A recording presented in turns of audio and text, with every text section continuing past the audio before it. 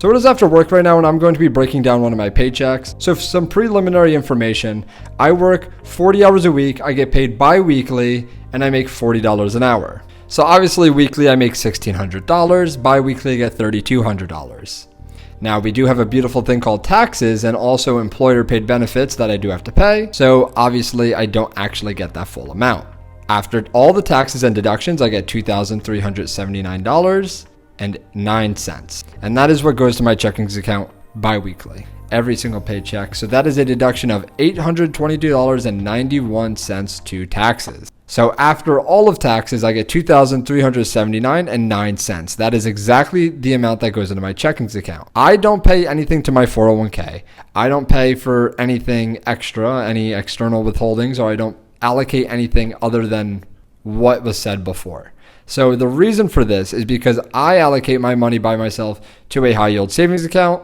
I invest it, and obviously I invest in crypto also. So as you can tell, the big thing right now to invest into is crypto and obviously tech stocks. I do some of that, but obviously I put a lot of money into VOO, which VOO is literally just the S&P 500, but Vanguard managed. I usually don't spend over 50% of how much I make in a month because that's a little ridiculous, especially with how much I'm making right now, which if you break it down, it's like high $20s an hour. I get taxed at about 26% right now, which is kind of high to me because mine was like low 20s before, but whatever.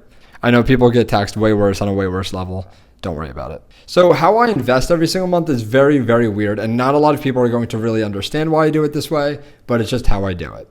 It works best for me. I totally promote to do what works best for you. If it's auto contributing from your paycheck right to your brokerage account, or if it's just 401k, or if it's into a Roth IRA, or if it's you manually doing it, which I manually do mine, but that's just because I like to see where my money goes, and my expenses are not that consistent every single month. Now, I do actually want to go into further depth into how much I spend on my credit cards, how much I spend exactly every single month, but this summer is not the best time to do it just because I'm going to be making a lot more money than I usually do in New Jersey. I'm spending a lot more than I usually do in New York, and I just don't think it's the most consistent period for me, especially because this internship is about to be over in like the next 2 weeks. So I don't think it's actually worth it to go over it right now, but I will be doing that definitely when I go back to New Jersey and when I start school.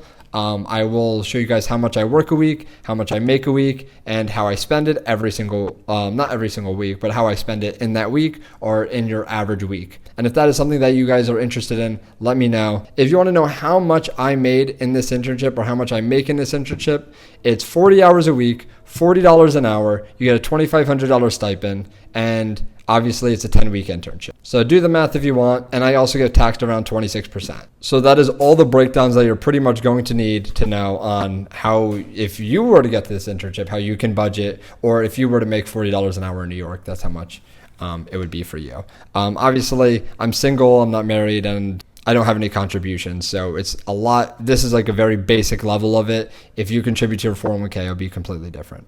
And I hope you appreciate all this insight that I gave you. I am fully transparent. If you guys have any questions for me in the comments, let me know, and I'll see you guys in the next one.